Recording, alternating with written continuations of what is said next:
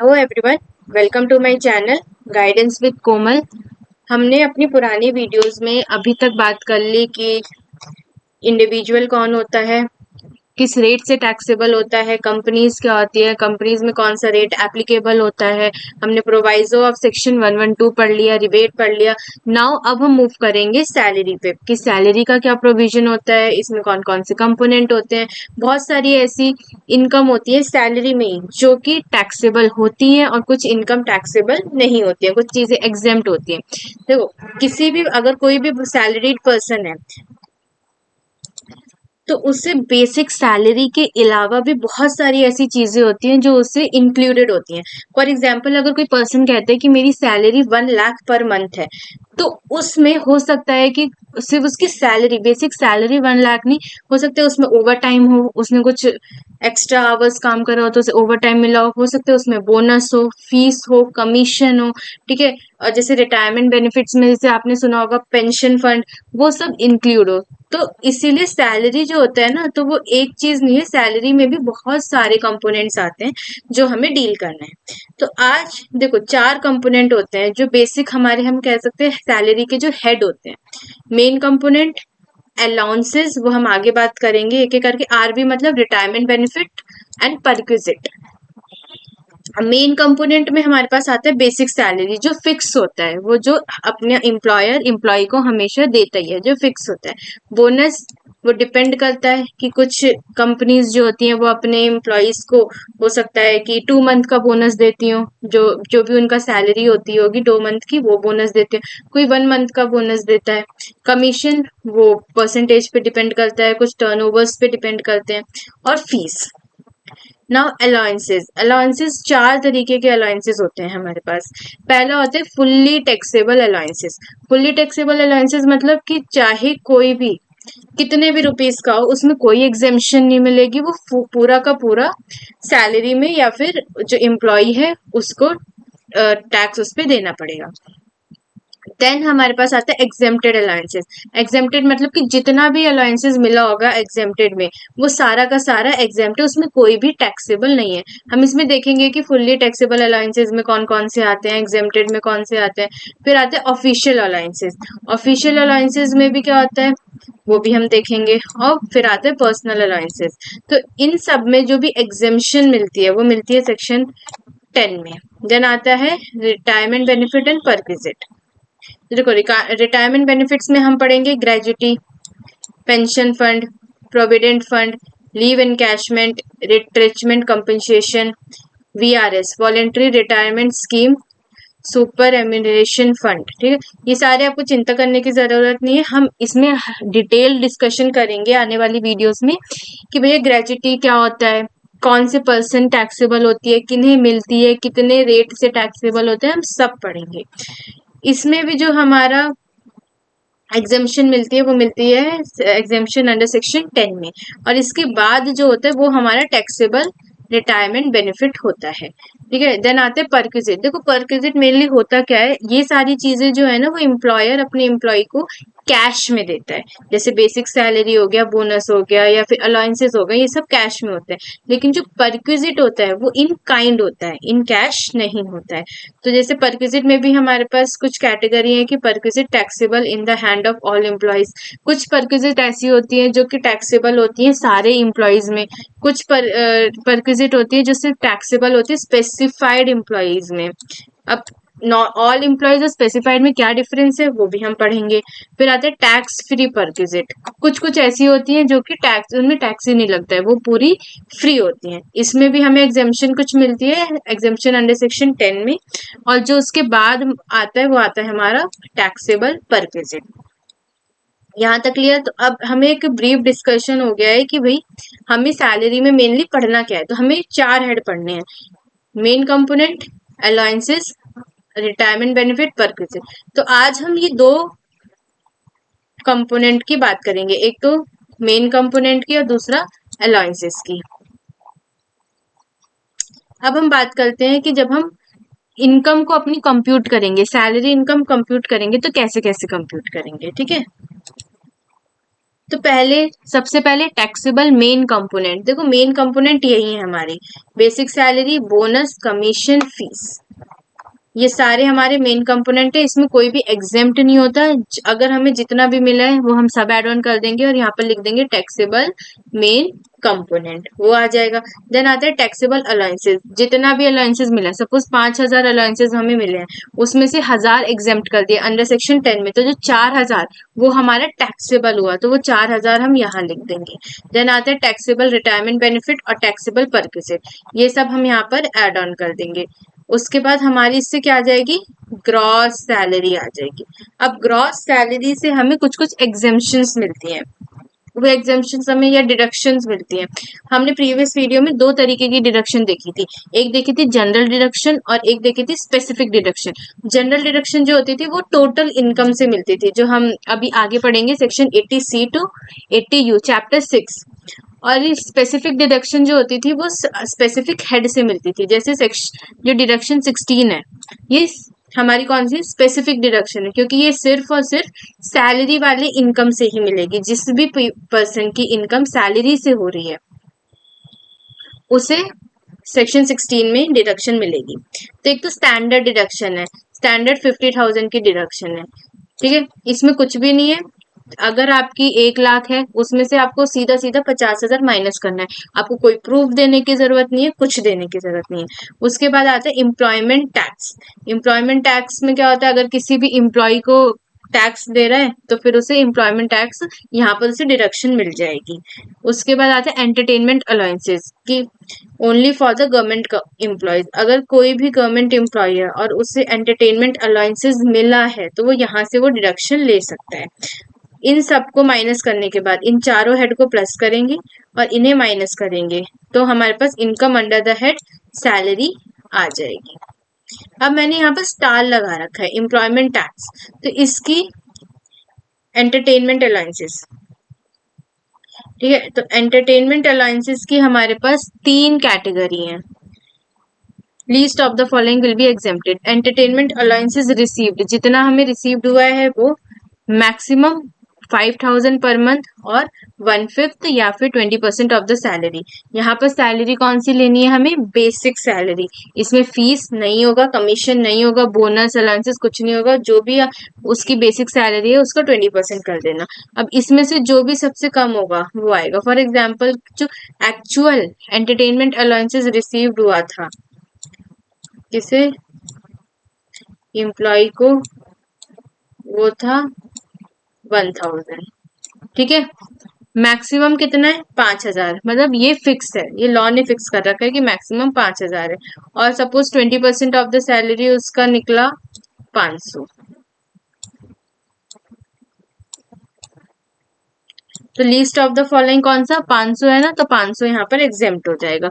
तो हम यहाँ पर क्या लिखेंगे 500, मैंने स्टार गलती से यहाँ लगा दी, यहाँ होना चाहिए था, ठीक है।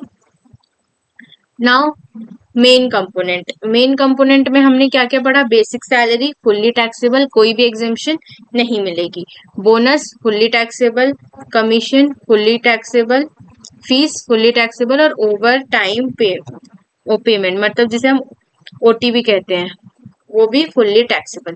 इसमें हमें किसी भी तरीके का एग्जेम्पशन डिडक्शन नहीं मिलेगी। अगर किसी की बेसिक सैलरी, जब किसी भी एम्प्लॉय की सैलरी रिसिट आती है ना तो उसमें क्लियरली मेंशन होता है कि उसकी बेसिक सैलरी कितनी है, बोनस उसे कितना मिला, कमीशन कितना मिला, फीस कितना मिला, उसका ओवर टाइम कितना हुआ, तो वो उससे हमें क्लैरिफाई हो जाएगा। बट आपको ये ध्यान रखना है कि मेन कंपोनेंट में basic salary, bonus, commission, fees और ओवर टाइम जो होता है वो फुल्ली टैक्सेबल होता है। फॉर एग्जाम्पल मैंने यहाँ पर आपको एक एग्जाम्पल के थ्रू समझा है। Mister x join alpha limited on 1st 9/2020 and receive the following amount, basic salary 36,000 per month, bonus 20% of the basic salary, commission 1% of the turnover और टर्नओवर कितना है 1 crore per month, over time payment कितनी है 12,000 per month. तो अब इसमें बोला है कि कंप्यूट द ग्रॉस सैलरी, मे भी हो सकता है कि आपके पास कोई सैलरीड पर्सन आए और उसने अपनी सैलरी रिसिप्ट दे दी, कहा कि ये मेरी सैलरी रिसिप्ट है, क्या आप मेरा ग्रॉस सैलरी निकाल दोगे? तो अब उसने बोला कि लेकिन मैंने स्टार्टिंग से ज्वाइन नहीं करा था, मैंने जो अपनी जॉब ज्वाइन करी थी अल्फा लिमिटेड में, वो कब से ज्वाइन करी थी? 1 सितंबर 2020 से। तो इसका मतलब जो हमारे अकाउंटिंग पीरियड एंड हो रहा है वो हो रहा है 31 मार्च 2021। तो कितना टाइम पीरियड हुआ? सितंबर, अक्टूबर, नवंबर, दिसंबर, जनवरी, फरवरी, मार्च, 7 मंथ। तो जो हम कंप्यूटेशन करेंगे सैलरी की या फिर बोनस की, वो हम कब से करेंगे? 7 मंथ से। तो मैंने यहाँ लिखा है all calculation for the 7 month, not for the whole year. अब हम यहाँ लिखेंगे computation of gross salary in the hand of mister X for the previous year 2021 and 2021-22। वो हमारा क्या है? Assessment year. मैंने अपनी प्रीवियस वीडियोस में बता रखा है कि प्रीवियस ईयर क्या होता है और असेसमेंट ईयर क्या होता है। यहाँ पर आप एक आइडिया दे देती हूँ। प्रीवियस ईयर वो होता है जिसमें हम अपनी इनकम अर्न करते हैं, और असेसमेंट ईयर वो होता है कि उसमें हम अर्न करी हुई इनकम पर टैक्स पे करते हैं। तो उसने इनकम कौन से ईयर में अर्न करी है? 2021 में। अब वो टैक्स किस में पे करेगा? 21-22 में। अब यहाँ देखो बेसिक सैलरी कितनी है? 36,000 पर मंथ। तो 7 मंथ की कितनी हो जाएगी? 2,52,000। Bonus 20% of the basic salary. तो बेसिक सैलरी इसका है तो 20% कितना हो जाएगा? 50,400। Commission 1% of the turnover. तो जब एक महीने का 1 करोड़ है तो 1% 1 करोड़ का कितना होगा? 1 लाख। और 7 मंथ का 7 lakh. Over time payment, over time 12,000 per month है, तो 7 महीने का कितना होगा? 84,000। और यही हमारी ग्रॉस सैलरी है। अगर मुझसे कोई कहता कि मैम इसकी टैक्सेबल सैलरी कितनी होगी, तो फिर मैंने आपको बताया था ग्रॉस सैलरी में, यहाँ पर ग्रॉस सैलरी में डिडक्शन अंडर सेक्शन 16 में स्टैंडर्ड डिडक्शन 50,000 ले लो। अगर ये दोनों मिल रहे हैं तो कंप्यूट करो, वरना 50,000 माइनस करके वही हमारी income under the head salary हो जाएगी यहाँ पर। ठीक है, इसमें से 50,000 माइनस कर लेंगे और जो भी लेफ्ट अमाउंट आया वही हमारा income under the head salary हो जाएगा। मतलब वही इनकम किसकी होगी? मिस्टर एक्स की इनकम होगी। तो आपने यहाँ पर एक बात नोटिस करी, मेन कंपोनेंट में हमारे पास बेसिक सैलरी भी था, बोनस भी था, कमीशन भी था और ओवर टाइम पेमेंट भी था। मैंने आपको क्या बताया था? किसी भी प्रकार की यहाँ पर डिडक्शन नहीं मिलेगी और ना ही कोई एग्जेम्पशन मिलेगी। तो यहाँ पर वही हुआ, बस हमने सीधा सीधा क्या अमाउंट लिया और पीरियड जितना भी हमारे पास टाइम इंटरवल था उससे इंटू कर दिया। ठीक है, अब हमारा यहाँ पर पहला कंप्लीट हो गया। ये जो चीज है ना, ये मेन कंपोनेंट हो गई, हो आपको क्लियर हो गया होगा। अब हम बात करते हैं अलाउंसेस पे।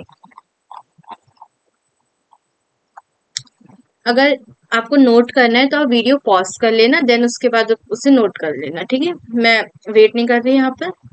अब आते हैं अलाउंसेस। अब पहले तो कुछ बच्चों के लिए यही नया वर्ड होगा कि मैम अलाउंसेस क्या होते हैं। तो अलाउंसेस होता है amount paid by the employer to the employee for a certain specific purpose. ठीक है, जब कोई एम्प्लॉयर अपने एम्प्लॉय को कोई भी पेमेंट करता है या किसी भी प्रकार को मतलब कोई भी पैसे देता है, लेकिन फॉर अ स्पेसिफिक पर्पस, ऐसे नहीं है कि मुफ्त में बांट रहे हैं, वो कोई काम है या उसके लिए दे रहा है। फॉर एग्जाम्पल, अब इसमें पहली कैटेगरी हम बात करेंगे fully taxable allowances. Fully taxable allowances वो होते हैं जिसमें किसी की भी एग्जेम्पशन नहीं होती है ना डिडक्शन होती है। अगर आपको 1,000 रुपए किसी चीज के लिए दिए गए हैं तो पूरे आपकी सैलरी में ऐड होगा और आपको उस पर टैक्स देना पड़ेगा। मैंने देखो यहाँ लिखा भी है, direct added to the gross salary.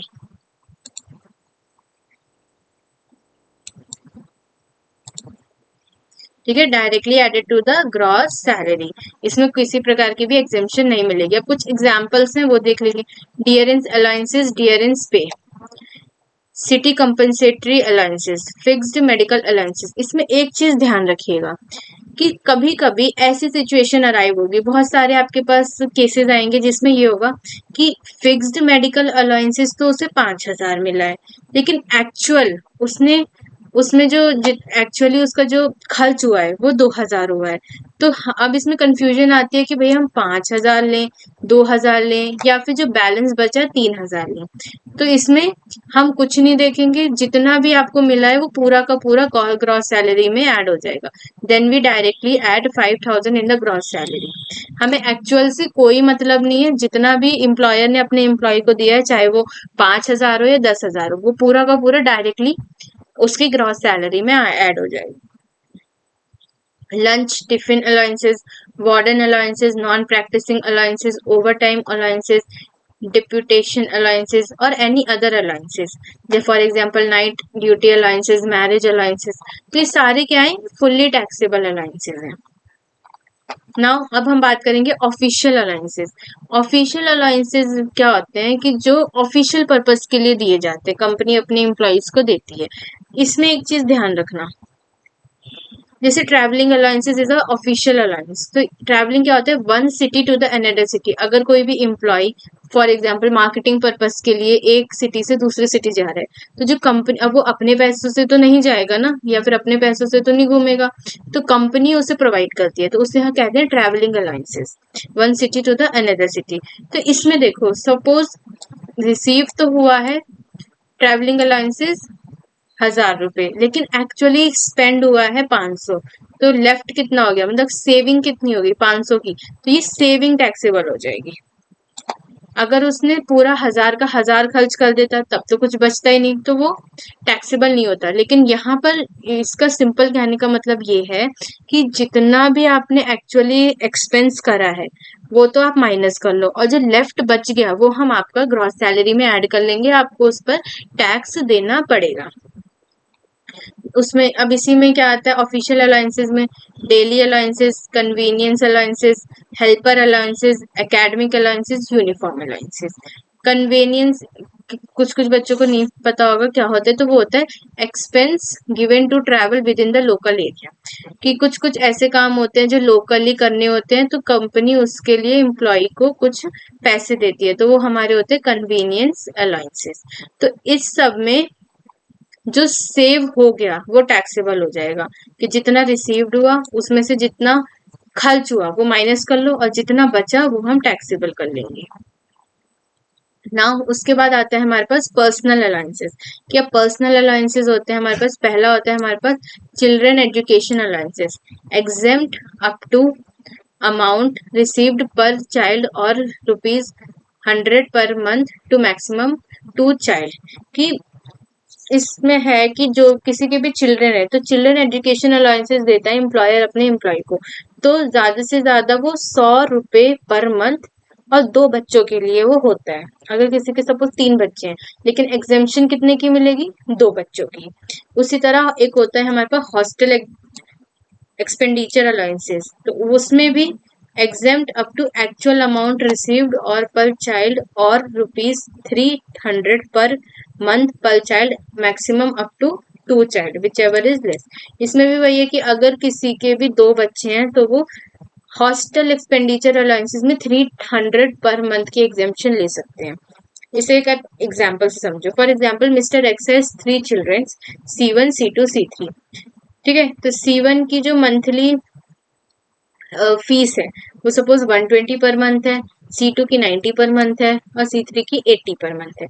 अब हमसे पूछा गया कि भैया compute taxable children education allowances, तो हमने देखो ऊपर क्या प्रोविजन पड़ा था कि ₹100 एक बच्चे के लिए और मैक्सिमम 2 बच्चों के लिए हम ले सकते हैं, तो ₹200 पर मंथ हम ले सकते हैं।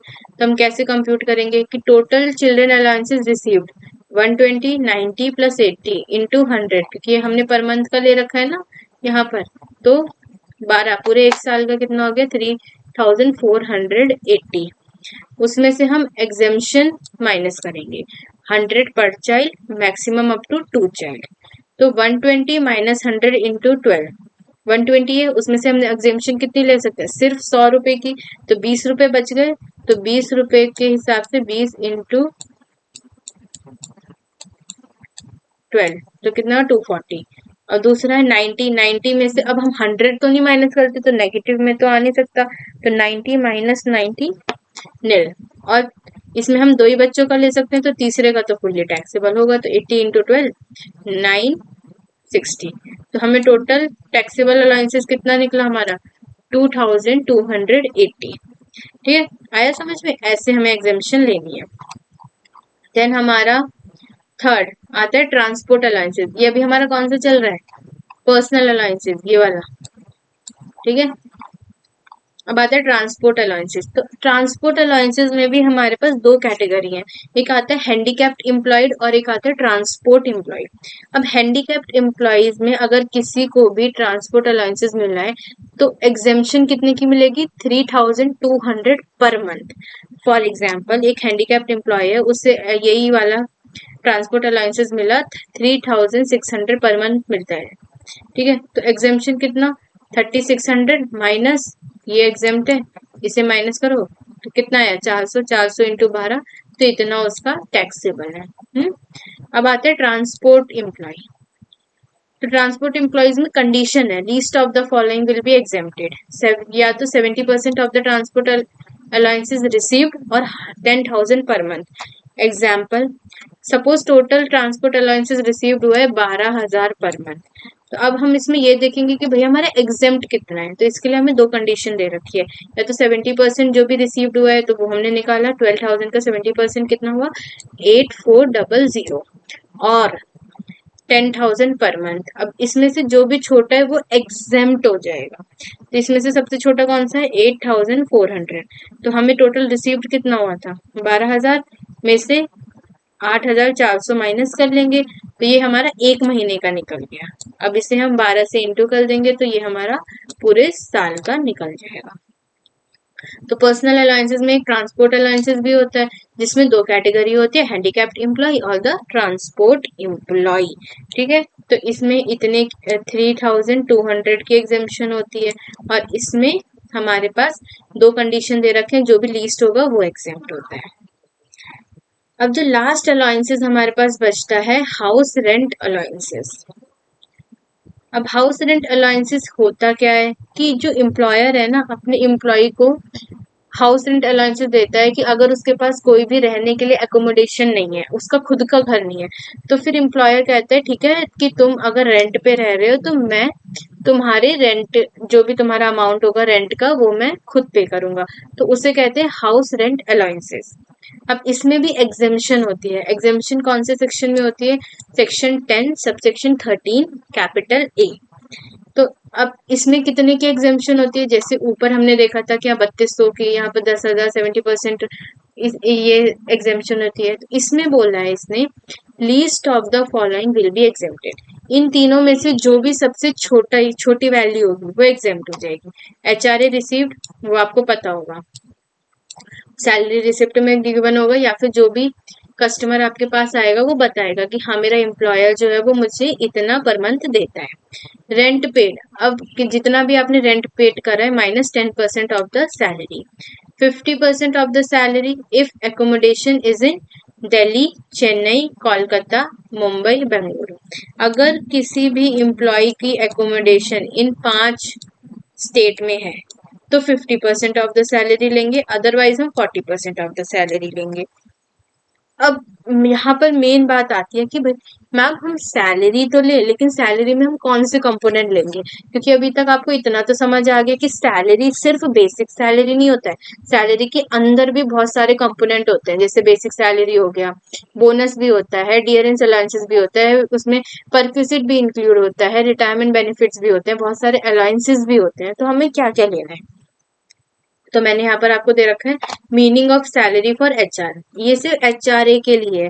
अभी हम आगे पढ़ेंगे तो हमारे इनकम टैक्स एक्ट 1961 में जितने भी अलग अलग कैटेगरी के लिए अलग अलग सैलरी की डेफिनेशन डिफाइन करी गई है। ठीक है, तो HRA के लिए क्या है? Basic salary. सबसे पहले बेसिक सैलरी।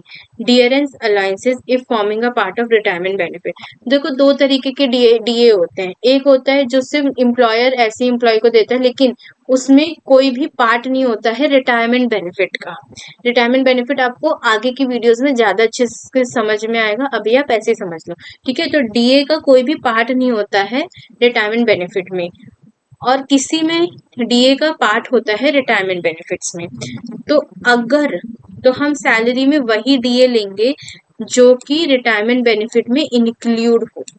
फिर आता है percentage based commission on turnover. अगर कोई फिक्स्ड परसेंटेज है कमीशन का टर्नओवर पे तो हम वो लेंगे। इन तीनों को ऐड करके देन उसके बाद हम यहाँ पर वो सैलरी रखेंगे। सपोज इन तीनों को ऐड करके 50,000 आया तो यहाँ पर 50,000 10% ऑफ द 50,000 50% ऑफ द 50,000 और 40% ऑफ द सैलरी। ये राउट and allowance house rent allowance थोड़ा इंपॉर्टेंट टॉपिक है। तो नेक्स्ट वीडियोस में मैं इसके न्यूमेरिकल्स पे कंसंट्रेट करूंगी कि भाई इस न्यूमेरिकल में भी कि कैसे कैसे इसे कंप्यूट करना है, कहाँ एग्जाम्पशन लेनी है। ठीक है, तो हाउस रेंट अलायंसेस में फॉर एग्जाम्पल 12,000 एम्प्लॉयर देता है अपने एम्प्लॉय को। फिर हमने ये कंप्यूट करा तो इस कंप्यूट में सपोज कि सबसे कम इनमें से 5,000 निकला तो वो हम एग्जेम्प्ट कर लेंगे। तो टोटल टैक्सेबल कितना हो गया? 7,000।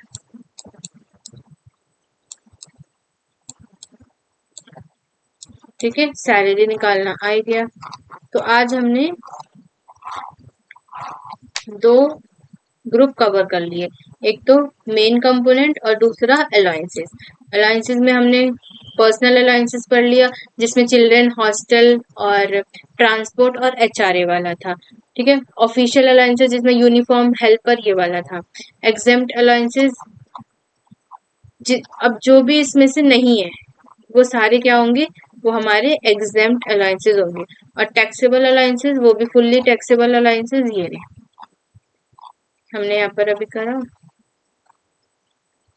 ये city compensatory alliances, DRA alliances, तो ये सारे क्या होते हैं हमारे फुल्ली टैक्सेबल अलायंसेस। ना इन नेक्स्ट वीडियो फिर हम बात करेंगे रिटायरमेंट बेनिफिट की, परक्विजिट की, और हाँ उससे पहले हम एचआरए की कैलकुलेशंस पे बात करेंगे। ठीक है, अगर आपको मेरी वीडियो पसंद आए then please like comment and subscribe my channel. Thank you.